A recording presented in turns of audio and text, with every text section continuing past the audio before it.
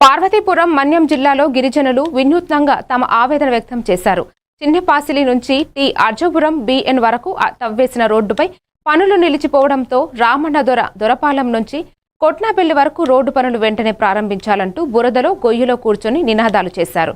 ప్రభుత్వం తక్షణ చర్యలు తీసుకోవాలని డిమాండ్ చేశారు. రోడ్డు సదుపాయాలు లేక ఇబ్బందులు పడుతున్నామని, హామీలు నెరవేర్చాలని గిరిజనులు స్పష్టం చేశారు.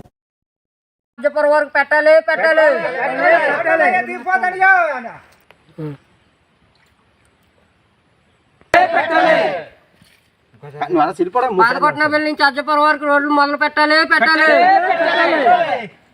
పాతకొట్నపల్లి నుంచి రోడ్లు మొదలు పెట్టాలి. పాతకొట్నపల్లి నుంచి అజ్జపురం వరకు రోడ్లు మొదలు పెట్టాలి. పాతకొట్నపల్లి నుంచి అజ్జపురం వరకు రోడ్లు మొదలు పెట్టాలి. పాతకొట్నపల్లి నుంచి అజ్జపురం వరకు రోడ్లు మొదలు పెట్టాలి. పాతకొట్నపల్లి నుంచి అజ్జపురం వరకు రోడ్లు మొదలు పెట్టాలి. రోడ్డు పనులు మొదలు పెట్టాలి. పాతకొట్నపల్లి నుంచి అజ్జాపురం గ్రామానికి రోడ్డు పనులు మొదలు పెట్టాలి. 6,68,00,000 రూపాయలు నిధులు మంజూరు చేసి నేటికి 2 సంవత్సరాలైనా సగం చేసి రోడ్డు పనులు వెంటనే మొదలు పెట్టాలి.